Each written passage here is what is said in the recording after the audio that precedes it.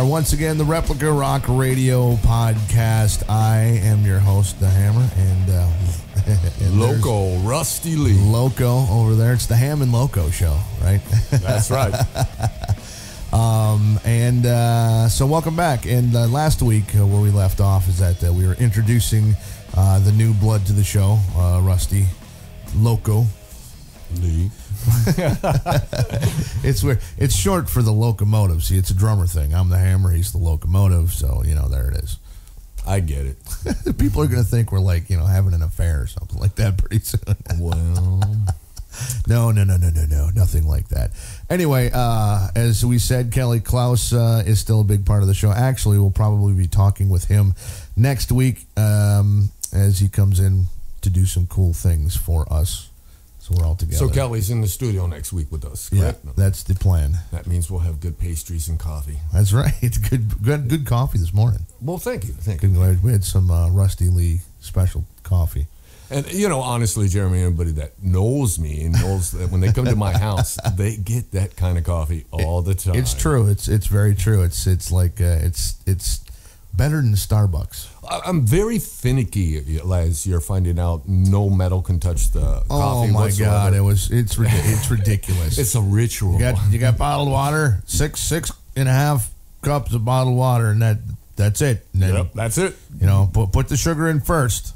Can't put the sugar in after the coffee's already in there. The sugar's got to be first. So it doesn't taste the same. So it explodes. And what really helps is that you don't have a cup filled with bacon grease. Oh, I'll have to remember that. That's another story. But the bacon grease cup. Yep. That's funny. So anyway, back to us in the show here. Last week when we left off, we were, like I said, introducing Rusty and talking some about his project, S.I.N, Souls in Neglect, and what's been going on with that. Kind of talked about who was in the band, and as a matter of fact, that music that you just heard coming into the show today was a chunk of one of the new songs. That was S.I.N, correct. So that's gives you a little taste. That was the song "Broken," by the way. Yes, wets the whistle, if you will. And so and that's a lot of other things than a whistle. So as far as S.I.N goes, we obviously you're in the band, and the other guys, the rest of the band, we have three other guys. It's not just all about you, for crying out loud. Absolutely, I only play tambourine in the band. We could train a monkey to do the rest of it because it's really not. Or program it. That's what everyone else is doing nowadays. Exactly right. No, it's Glenn Pierce, Tim Perkins, and also Jamie Fontaine. Glenn Pierce has been doing all our writing for us. I write very mainstream and very stock, as Glenn would call it, and Glenn is just exceptional and has that wickedness about him that takes you off the cuff but yet brings you back. I've been standing behind his writing for, I would say, about 8 months to a year now, and it's just exceptional what he's coming up with, Ham. I agree. And we've said it before, and those couple of times I was over at rehearsals where there's so many elements. It's so I don't know how to explain. It's hard to explain. It's hard to explain, but there's so many elements of kick-ass different styles of music all put into one thing that sounds like it's its own idea.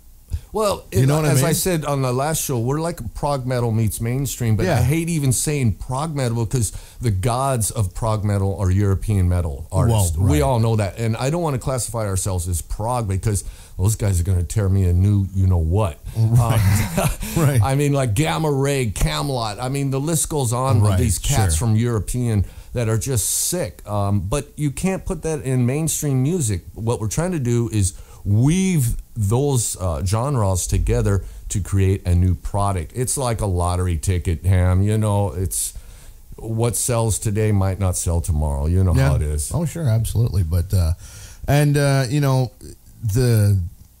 playing on it too, Glenn. The performance on it. Just phenomenal tone, great aspect of notation where he wants to go. Just very fluent. Personality-wise, Glenn is Glenn, and I think that comes through his writing, too, and that's what creates S.I.N. Yeah. Glenn creates S.I.N. Correct. I'm kidding, Glenn. I'm kidding. No, actually, a cool story about Glenn. because some people may know that he was... he used to play with you and Johnny Watt. Right, he was the first other guitar player in Johnny Watt. I still never heard Johnny Watt play The Devil Goes Down to Georgia the way Chris Dame and Glenn played it together. That was my story, thanks. Oh, I'm sorry. Thanks. I'm sorry. Man, I'm telling you. Can I have a spanking now? No. No, we're good. But I'm sorry. No, but no. I kid. Okay. No, well, we're on the same page. Okay, that's great. You know what I mean? Because that was the deal. Actually, we with Johnny Watt way back in the day when we first started.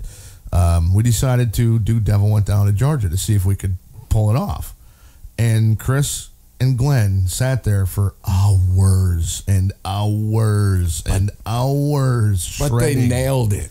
And I remember that first practice where we got together and all right, let's give it a shot, and we're playing through it, and it was a little bit rusty, but I could tell that they were they really Hey, what do you mean rusty? You know what I'm saying? It was dirty. Bad joke. Ooh, I like dirty. Stop with the dirt, man. Christine Aguilera, getting dirty. Stop it. Okay, calm down. No, but anyway, so after running through it even just 2 or 3 times, I thought the song was going to take forever. Really? To get down, but it was 2 or 3 times, and I was like, damn. Well, you're talking high season musicians, dude. Chris Dame, and come on, Chris Dame, right, and then Glenn as well. Glenn as well, of course. And the cool thing about is that the time that he put into it, and he just loves doing that. It was almost effortless. Yeah, and that comes through in the S.I.N stuff. You know what I mean? It's just he's got all the different kind of chops because it's not just about the shred.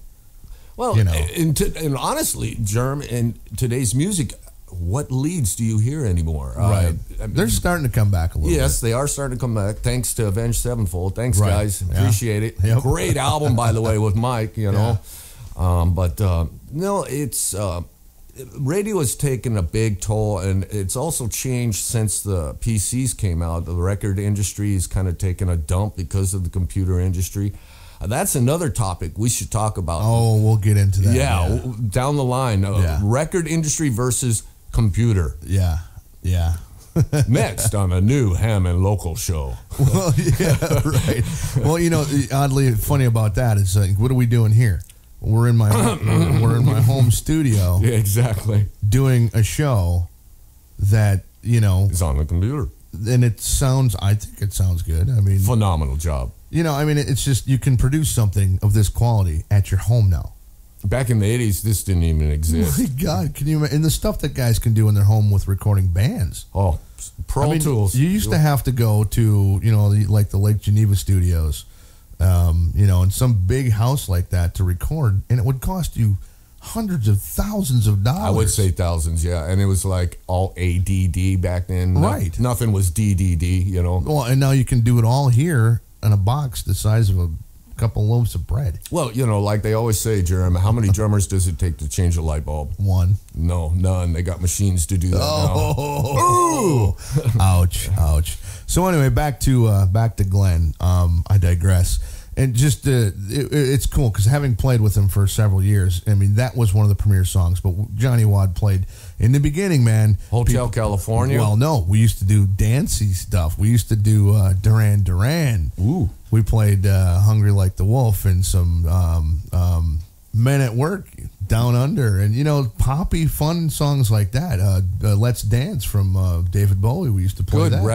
Good retro. And Glenn played all those as well. And like I said, so it's not all about the shred. Just an all around great player. Well, he's very versatile as a musician. I've seen him step in and out of the box so many times, and you're just like, wow, where'd that come from? Sure. It's just. And he pulls his stuff right off the top of his head. Yeah. What I like about Glenn most, and I really mean this by the bottom of my heart, him and me got a really good click together. Somehow he'll just come out with a riff, and then I just add my personality, and it just seems to really fit, Jerm. Sure. It's magical. It's that chemistry. Yeah, it's something special. It's that thing. It's that thing, man. You don't know what it is. You can't teach it, but you'll know it when you see it. You could feel it. You could hear it. Absolutely. You know when it's right.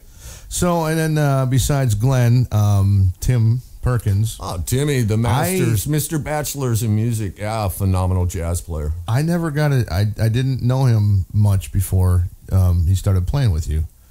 And I tell you what. I mean, I've heard who he was, and I heard some things about him, but I never really got the one-on-one or just talked or even just watched him play or anything like that. And dude's a badass. I'm just saying. Holy crap! Yeah, he's definitely very talented. I like the way he plays in the box. He keeps that good low end, but yet he's got that jazz influence to where he knows how to step in and out, but yet do it tastefully and very well seasoned. Absolutely, and the chops. Right, with the kick drum.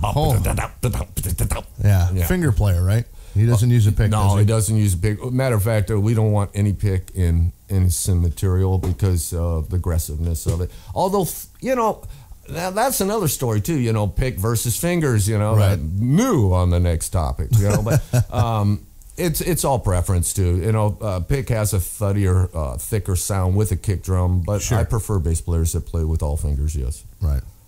All fingers. Jeez, there you go. There we go again. Dirty Christina Aguilera. I gotta get like one of those little cat sprayer bottles filled with water when you start doing that. Well, I'm sorry. We got to do some. We got to bring this up right now. Why do you have a Miley Cyrus poster in the studio? And what's up with the Justin Bieber with the little kiss marks on it? Do you have daughters? Yes, I do. Oh, okay.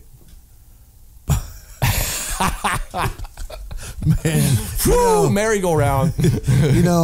Radio is theater of the mind. I thought I'd just throw that in there just for, so if you could, I can't even. He's speechless. I am speechless because there is so absolutely not those types of things in this room. Leave it to Rusty.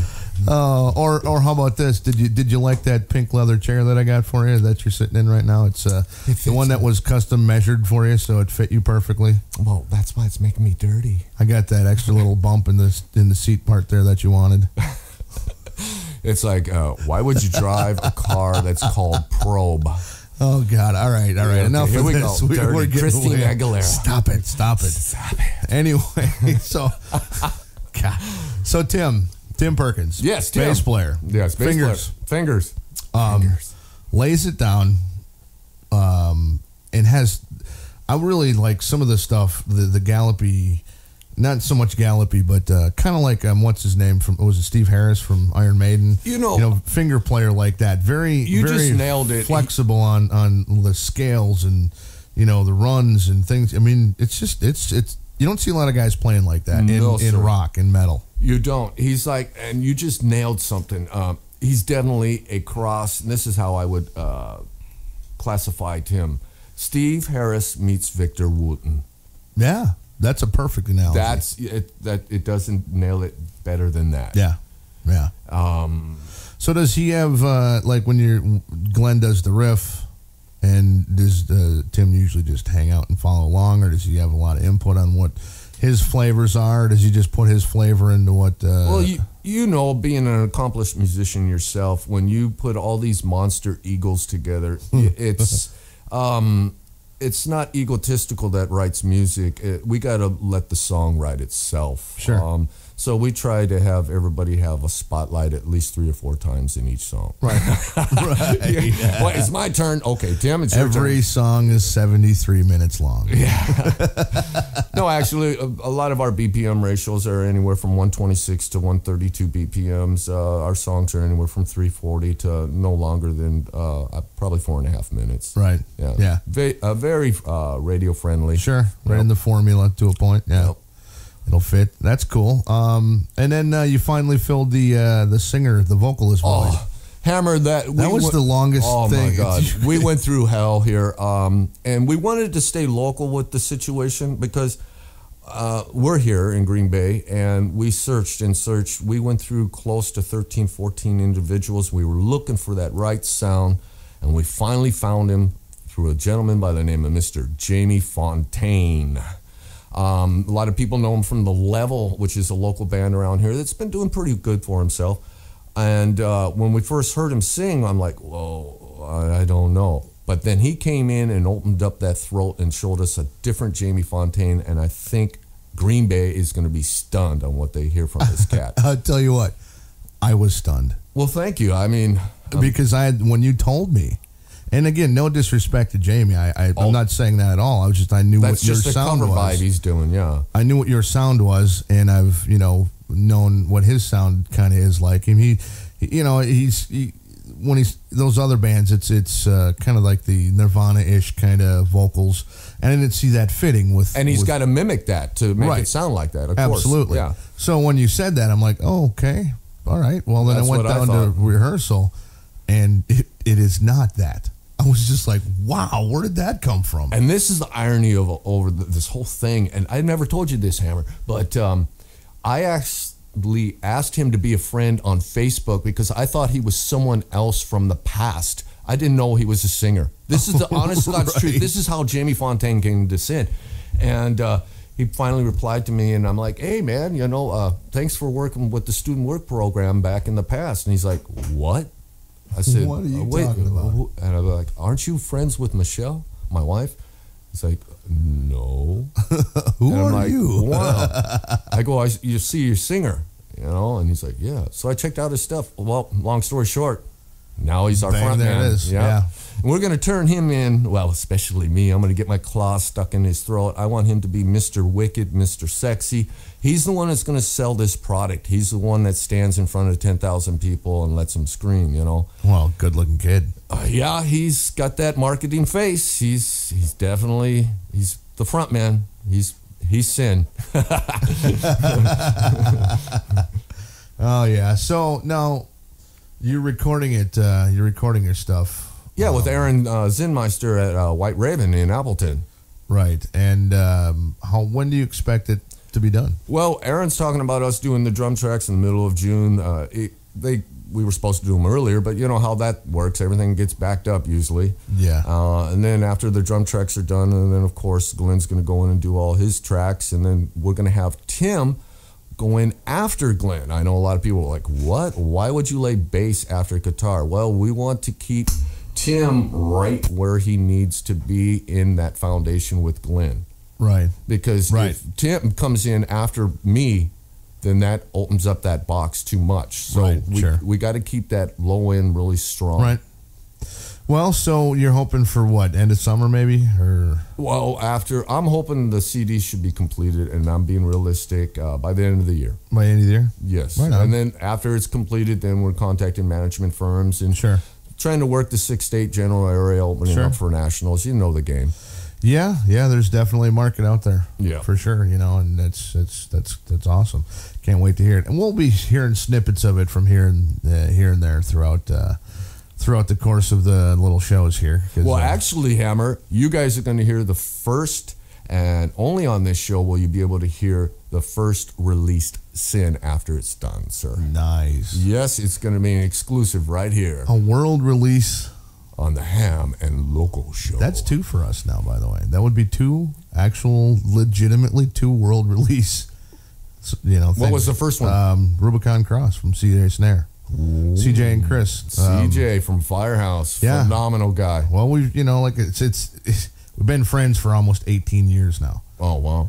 So it was and it was just cool. We were chatting about it. He goes, dude, we'll do it. We'll put it on the show and whatever. And it was actually the first time it publicly got released was on our show. Well, then I feel honored.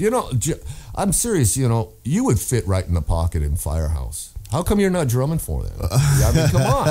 Hey, CJ, I thought you're friends with Germ here. You don't want to take Mike's job. Huh? No. Here's the deal. If asked, you would do it. I would absolutely do it. And you'd fit like a glove, buddy. Well, and that's the funny thing about it. When a few years back, Johnny Wad played at Summerfest with Firehouse. And with the way the scheduling worked out, it was everybody else, then us, and then Firehouse. So, wow. Great bill. It was awesome. Oh, wow. And, we've been friends. I've been friends with all those guys for 18 years, just about. And Mike and I are very similar players. Yes, that's what I'm saying. Very similar. Very similar. And so I get out to my drum kit, and there's stuff written all over my drum heads. He'd taken a Sharpie and written all over my... So we get along that way, you know what I mean? And I respect the hell out of him, and I love watching him play. Oh, phenomenal player, yes. I would never, in a million years if offered that through some sort of nefarious ways. And I'm totally not saying there's anything like that going on with the You band. would want Mike's blessing, basically. Absolutely. I would not take that gig for any reason without his blessing. Without him going, yeah, dude, it's cool. I get it. But if I was offered, absolutely. I would have a blast. I got to play with him once. What song did you jam out? All She Wrote. Oh, one of my favorites. And that was at the All Night Casino last year when they were here for a couple of days and we were chatting and Mike goes, yeah. Well, here's the funny story about that because, I wanted to play and, whatever. We worked it out ahead of time. And so I go there to do that. It's like, fourth, fifth song into the set, whatever. And CJ goes, well, why don't you sing it too? Oh, and I'm like, what? And he goes, no, it'll be fun. Why don't you sing it too? And you got a phenomenal voice. I get that, but dude. I know. It's CJ Snare. And, I know. And I'm sitting. I can sing like that, with no rehearsal. I don't sing that song in Replica. That's Paul's deal. I can do it, but I'd never done those two things before with that song. Correct. And now I'm playing it with them, and he wants me to sing, and I'm like, there are a few nothing like being put on the spot. He's giggling the whole time. He did that on purpose. I swear to God, he did it on purpose to me. How many drips of sweat did you have on your drum heads? Jeez. Well, and here's the thing, and I couldn't remember some of the words, at that point in time. But the fun thing about it was him and Mike went out in the crowd with the microphone, and they were singing and passing the mic to people and stuff like that. So it ended up being real fun. But almost I got to play open karaoke, kind of, and I got to play All She Wrote, and wow, dude! And they do that concert ending, which was the fun. There's a weird ending they do live, and Bill and Alan didn't. They just figured I'd end the song like the CD. There's a name you just mentioned, Mr. Bill Leverty. Oh. Wow, what a phenomenal guitar player! Oh, absolutely, and a hell of a guy. Oh. He's only been nice to me on Facebook and MySpace, and just if you would take Bill out of Firehouse, it wouldn't be the same. No, his tone, his playing. Yeah, I mean, everybody in the band is the proper season. Right. Absolutely. There's not an what am I looking for, Jerem? It's got the right amount of salt and pepper, basically. Right. Yeah. Hello. The roast is complete. Yeah. Don't mess with the soup. So anyway, we should probably, with that, wrap that up for this week. So we got off on a little bit of a tangent there, but not a big deal. And coming up in the next couple of weeks, we have Taken Flight is going to be hanging out with us. Excited to hang out with the guys, yes. And, there'll be more bands on the way. Get a hold of me if you want to be on the show because, that's what we do here. We're all about getting local bands first. This is a local show. And we want it to be more Northeast Wisconsin kind of based, and all the bands, Wisconsin all together, And that's what it is. You want to be on here. You want to help get your stuff out there. We'll play your music. We'll talk to you. We'll get you out there. We'll get your fans involved and all that kind of stuff. It's all about the live music.